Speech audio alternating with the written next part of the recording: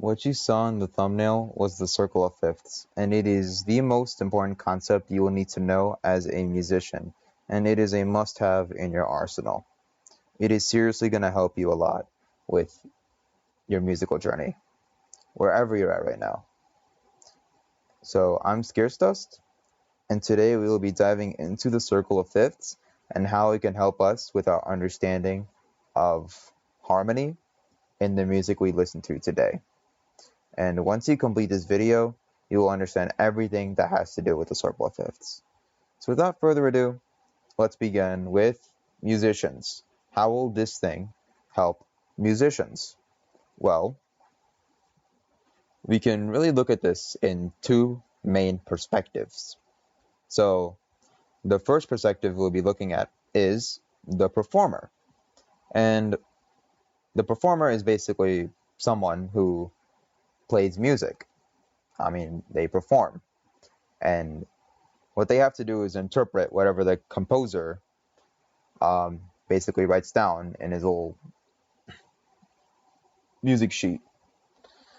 So then, they have to understand what's going on to actually play it and, sound good. And so performers will already have a basic understanding of music because they kind of need to know what's going on. And many people start off as performers. And I think it's a really common thing. And I think that's how people really start getting into music, is just by being a performer, by playing an instrument. So, I definitely got my start from just playing the violin in my school's orchestra. And yeah, it has just helped me a lot throughout this. And I was actually introduced to the circle of fifths by my orchestra director.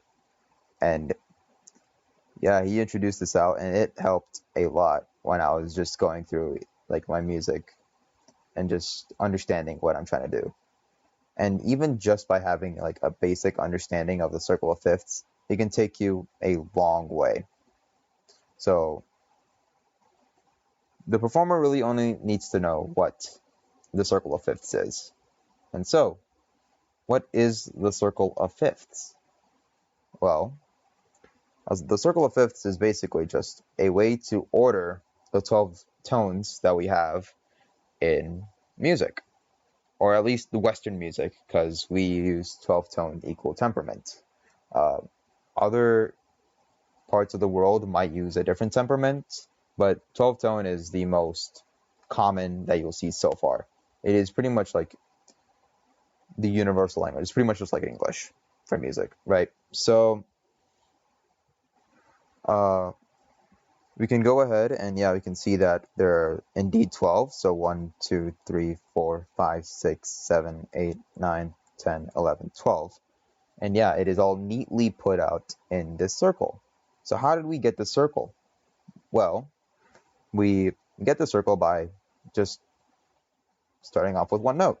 Okay, so let's start off with C, and then we use fifths.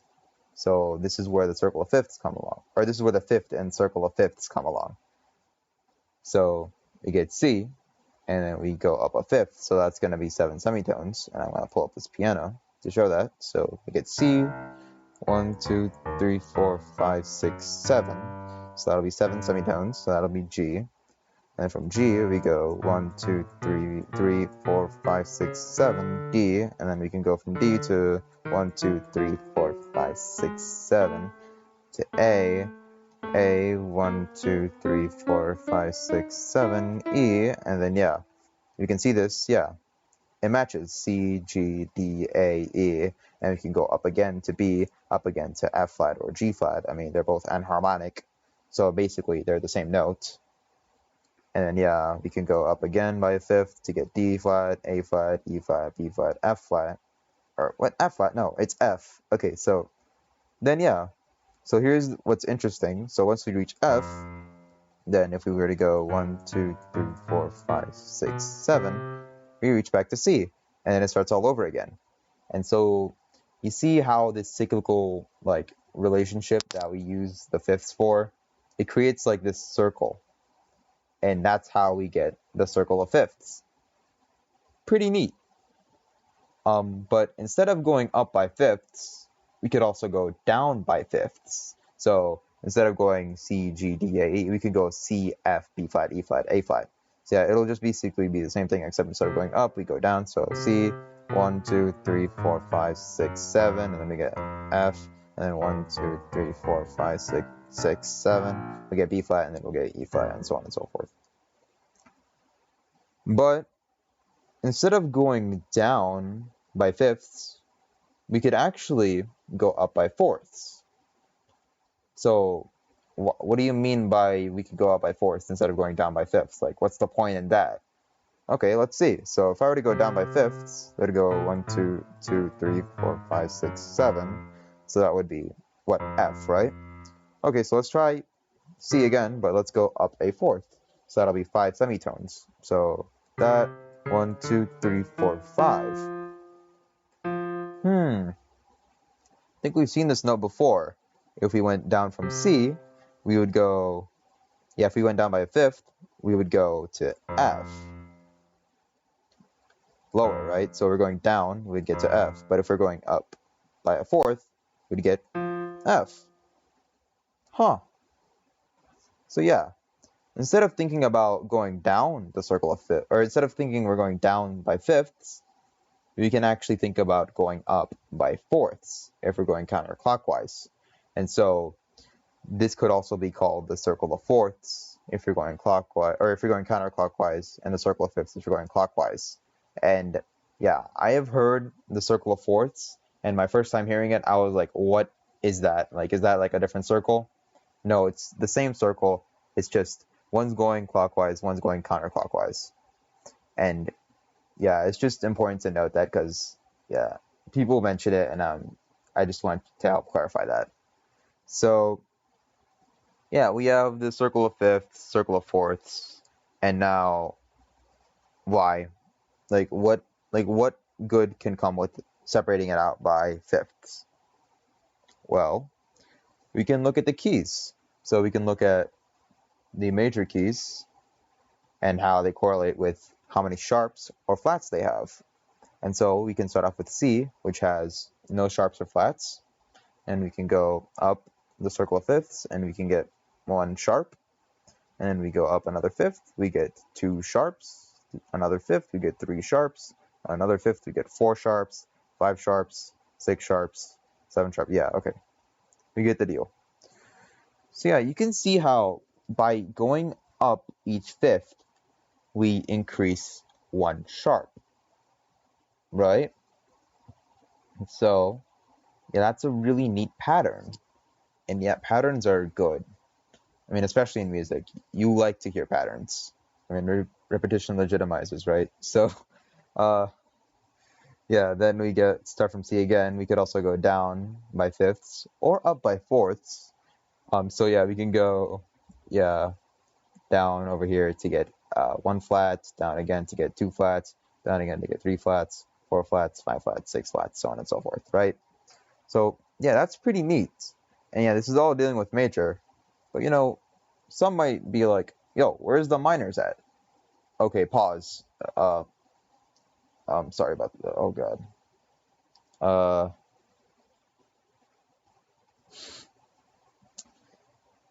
Yo, hold up. Okay, so how's everyone doing? Yeah, that's good to hear. That's good to hear. All right, okay, enough of that. Yeah, so A minor, haha, very funny. Okay, so yeah, we can look at minors as well. So we can have C, and then its relative minor, which is A, and G to E, D to B, and it'll like go through the same thing, and it'll still have all 12 notes. So yeah, we can know our majors, we can know our minors, and this is very crucial for musicians because they have to know what key they're playing in order to play the music. They have to know what's a sharp, what's a flat, and they just need to know all that stuff. And the circle of fifths helps tremendously with that. And yeah, while I was playing with orchestra, yeah, my orchestra director introduced it and was like, yo, we have the circle of fifths. And we introduced it a little bit, kind of like how I did to you guys. And yeah, with that, he just made us play scales. and we use this knowledge to like play the scales that he's talking about, and like it just helps out a lot.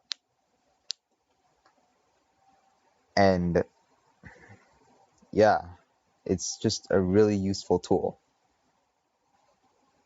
But yeah, I mean, if you were trying to memorize the scales, or yeah, to memorize the I guess the scales are the keys, right? If you're trying to memorize those, then yeah, it's gonna be a bit hard if you like try and remember each of the circle of fifths and just remember it in that order.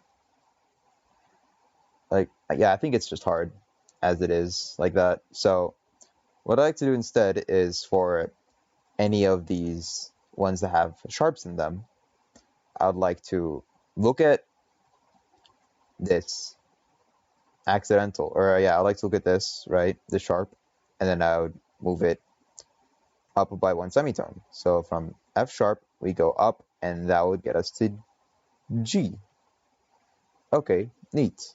So if it gets up to that, then we know that's in G major, and we can do the same thing over here. So we can go from, so yeah, we have to go all the way towards the right. This is going to be the same for all of these. So we have to go all the way towards the right. So the one that's all the way towards the right is C. Then we go up one, then we get D. So that's going to be D major. Okay. We could do the same thing over here. We get G, we move up one, then we get A major, and then we go to here, and then we can go to what, that's D, then we go up one, that'll be E major. And yeah, here, let's go all the way over here. So then we have, yeah, E, and we go up one. You'd think it's F, but it's actually F sharp from over here. And I think for like any of the ones that can be sharped, I feel like, yeah, once you get over here, yeah, you kind of have to sharp it out, because yeah, the flats is going to be down here like that, right? So I mean, this one you'll have to remember anyways. So yeah, I mean, just that simple rule, you can get all of the sharps just by knowing that. Okay, so let's go back to the flats. And yeah, like I said before, yeah, memorize what F major looks like. It's just one flat, and that's all you need to know. And then, yeah, actually the rest of it's easy. And all you have to do is just look back to the most left side and just look at where it's being flatted at. So over here, most left side, that's a B flat. So that is going to be B flat major. Okay, then we go, or it's not really the most left, it's just, you go from the current one and you go one back. So yeah, current one, go one back, then you get E flat. Okay, so current one, go back, that's A flat. Okay, O1, current back. So yeah, current one, go back, then that's going to be D flat. And yeah, go on, current back, that's going to be G flat. And yeah, you can see that. It's pretty cool. There's C flat, right?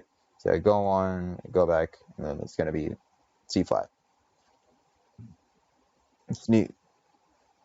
And yeah, I mean, just by knowing that, it can like tremendously like help you quickly realize what key you're playing in. And that is extremely important for performers. So yeah, so sharps, you just have to look at the rightmost sharp and just move it up one tone. So then if it's like, let's say this, I go, okay, I take this, go to the rightmost one, and then that looks like a G, then I go up one, then I know it's an A major.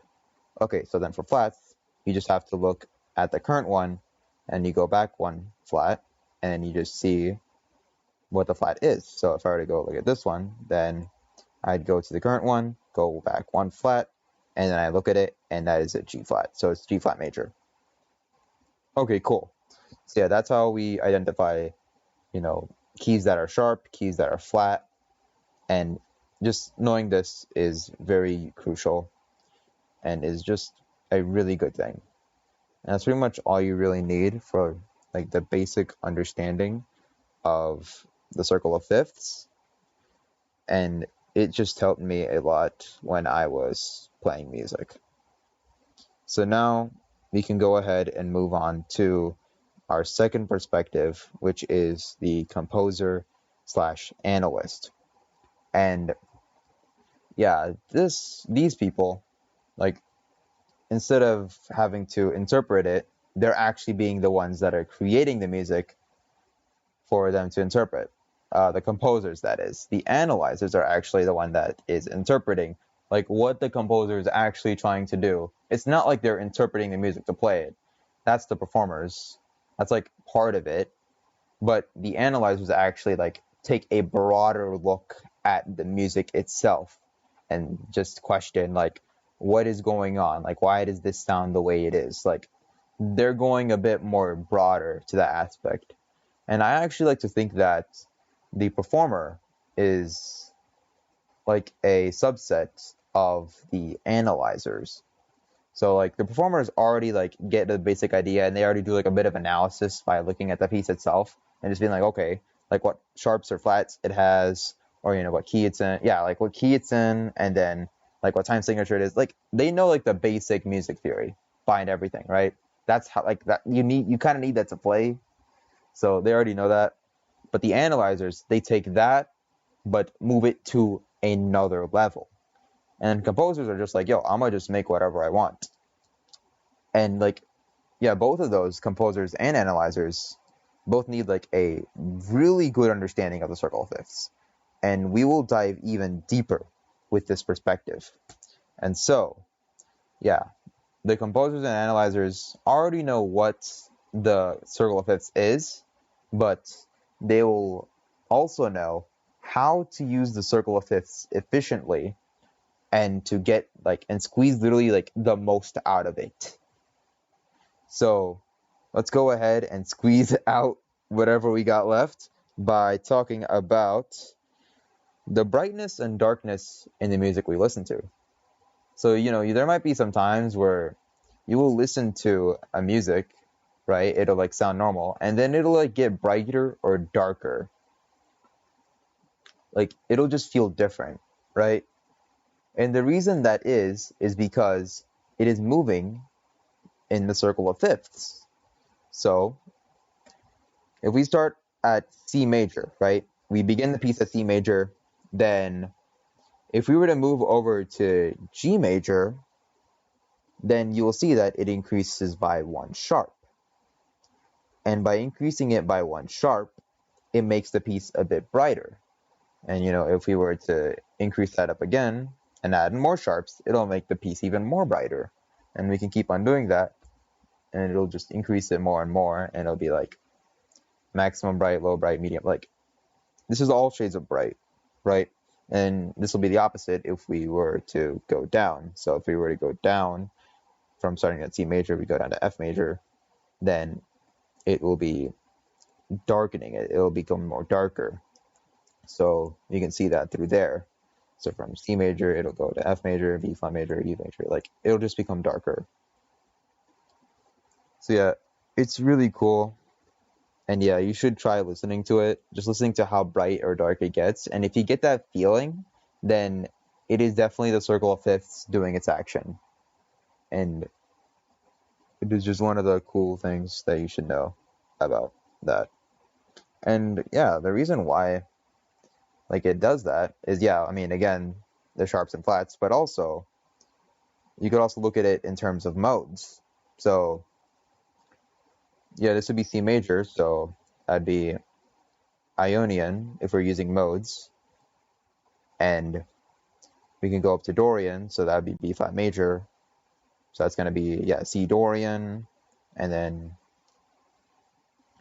yeah, then we got C Dorian, and yeah, this is Phrygian, A flat major, and we got Lydian, Mixolydian, Aeolian. So yeah, you can see that that's C minor.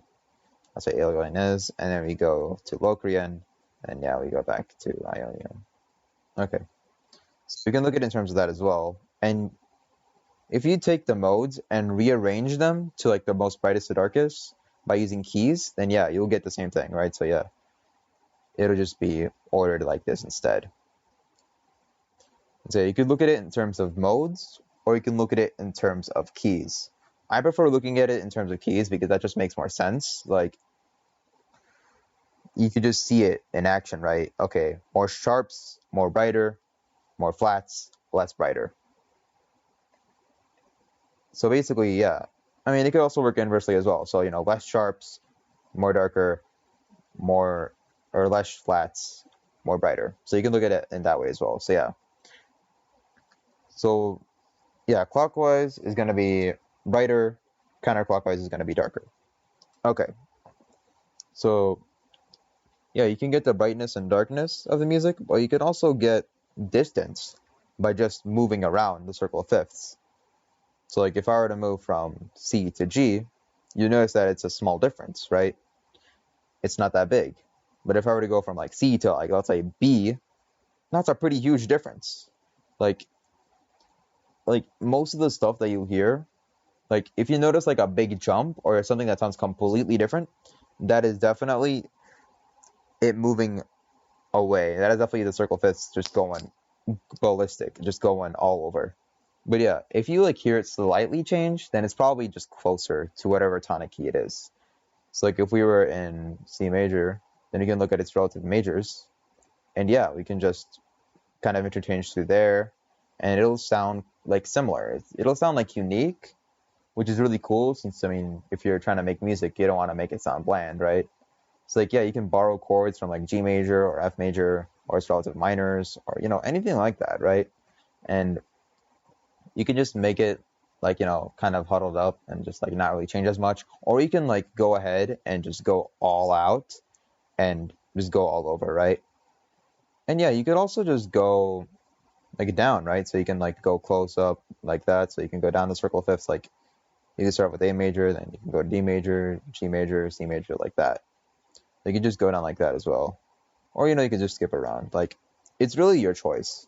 But yeah, distance really does play a role with just like, how jarring you want your music to be.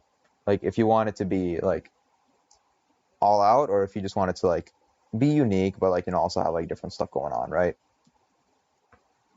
So yeah, it's pretty much that. And we can also look at chord progressions. And so we could use a circle of fifths to actually help out with our chord progressions. And like you will see like many of the basic chord progressions. So we can see the 2-5-1. So if we were to like start at C, right? Then if we were to like label all of these by like the Roman numerals.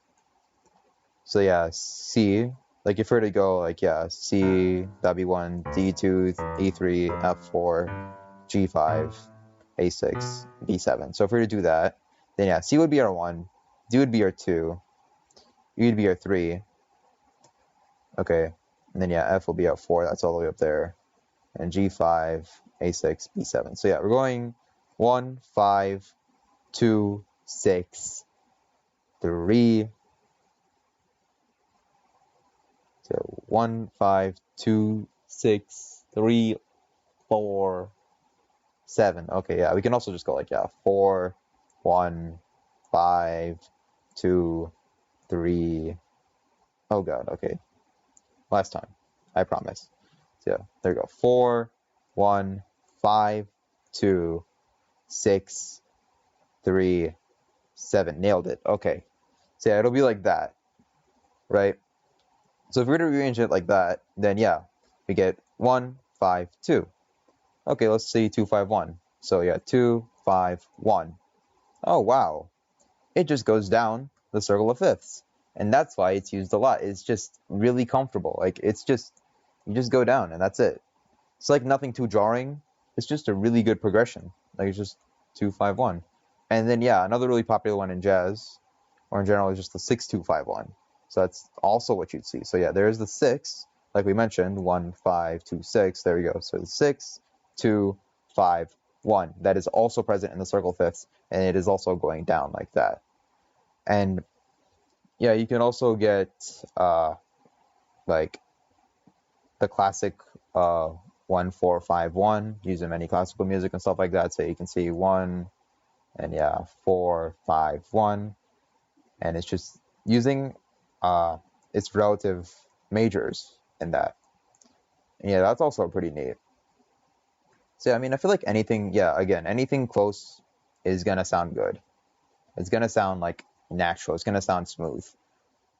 Whereas if you like go all around, it's gonna sound like rough. So yeah, these are pretty much like the most common ones, and you can see that through the circle of fifths, which is really cool. And going with chord progressions, we can also, look at it with reharmonization. So let's say we have this 2-5-1, right? So D, G, and C. So what if I were to replace the G with something that is parallel, right? And I think one thing to mention is that, yeah, since it's a circle, it is symmetric, right? So any way you cut it, it's going to be the same throughout. So, like, right, so if I were to cut this in half like that, right? So, yeah, imagine there's like a line over here. Then we get two opposites, right? So we can like look at the opposite. And yeah, you'll see that C matches with G flat, G matches with D flat, D matches with A flat, A matches with E flat, E matches with B flat, and you can go all around and it'll be like the same throughout. And yeah, we can use this to our advantage. So let's go ahead and change up this 2-5-1 real quick. So 2-5-1, let's make the 5, and we can just go ahead and use like their symmetric property to like, instead of making this G, we can make this D flat. So we can go, instead of D, G, C flat, we can go D, D flat, C. Ooh, okay. And it'll still have the same property as D, G, C, or yeah, like the 2-5-1, because we're using the symmetric property to get like something that is similar to the 5. And what we actually have right here is a tritone that we substituted in for G. And that, my friends, is a tritone substitution that we just did. So yeah, it's basically what we did, and it's really cool to see it in the circle of fifths. So yeah. Again, yeah, it's the tritone of G, so yeah. That's why it's called a tritone substitution. So yeah, really cool to see it in action. And you can do this the same thing over here. So if we choose F to be our key, it'll work the same thing anywhere you're at. So if we choose F, we go F, B flat, E flat. That's going to be our, what? Oh no, this will be our tonic key if we're just choosing that. But yeah, okay, if we're choosing F specifically, then yeah, it'll be, this will be our 2, this will be our 5, and this will be our 1. So yeah, 2-5-1, if we want to do tritone substitution, we can just go ahead and look at C and look at what's symmetric to that. So then we go look, and that's G flat. Okay, let's go ahead and replace that. So it'd be G, G flat, F. There we go, tritone substitution, boom. All right. And what if we took that a step further? What if we replaced all of these with those? Okay. And yeah, we can go ahead and do that. And I'm going to go and show you right now. So I have here this 2-5-1, right? And we already mentioned it that we can like go ahead and use tritone substitution. So I'm going to go ahead and copy that. And then, yeah, tritone substitution, right? So, okay, looking at the circle of fifths. So if we're looking at G, then we would go symmetric, then that'd be D flat. So let's use D flat instead. So instead of G, we're going to use D flat. There we go. Okay, so now just take a listen.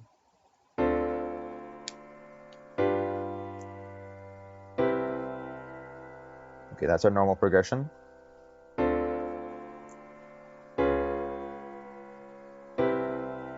And that is our tritone substitution. And yeah, it sounds remarkably similar, right? It's just, you just changed up these, like, it sounds a bit different, but it still kind of like has the same properties. It's like yeah, they like have like a similar purpose.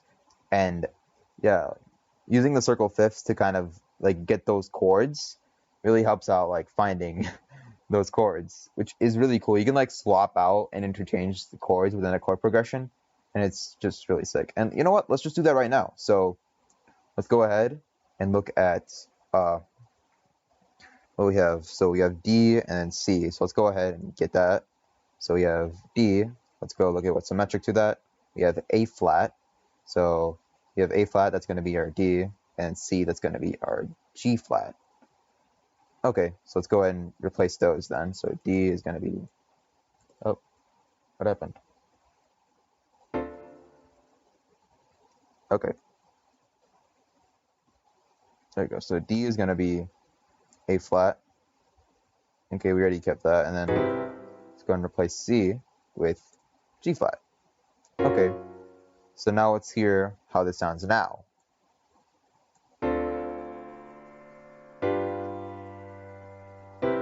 Okay, that's our original.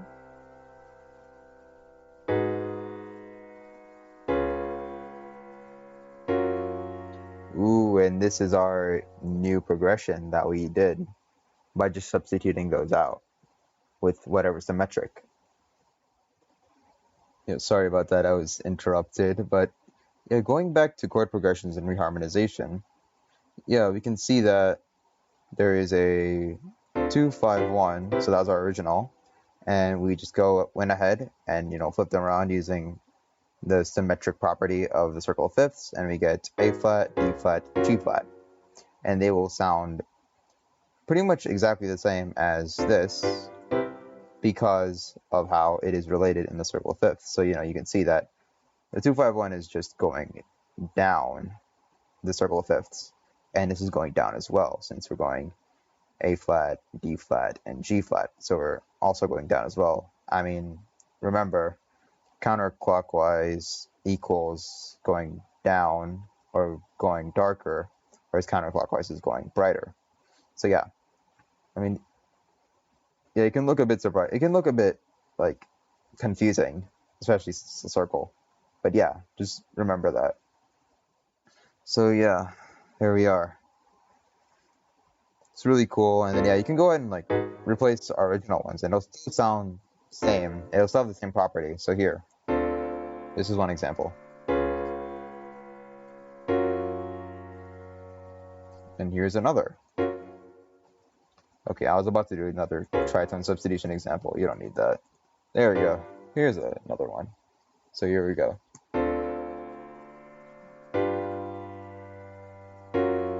Ooh, that is awesome. Okay. But yeah, we have like different ways that we can like combine and place like whatever chords we want, like, which is just really cool. And yeah, you can use the circle of fifths to really achieve that.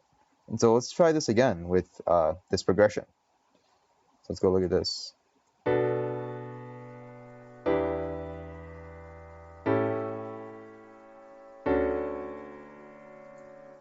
Okay, so we can go ahead and actually reharmonize it by using the same principles that we did for the previous one. So yeah, we have B, E, A, D. So let's go ahead to our circle of fifths. So we see B, E, A, D. Let's go ahead and use our symmetric property. So B, the opposite of that would be F, E, the opposite of that would be B flat, A, the opposite of that will be E flat, and D, the opposite of that will be A flat. Okay, so we would have F minor, and then we will have B flat minor as well. That's not 7. There we go. Okay, then we'll have E flat dominant, and then A flat major. Okay, so now hear both of them and just see how similar they sound.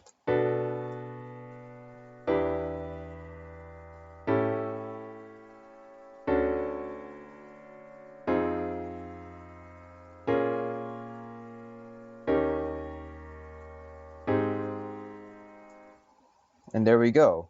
That is our reharmonization of this progression right here. And for this progression specifically, I actually found it from a song that I was listening to recently. And yeah, this is a little reharmonization that I made for that song. So guess which one it is?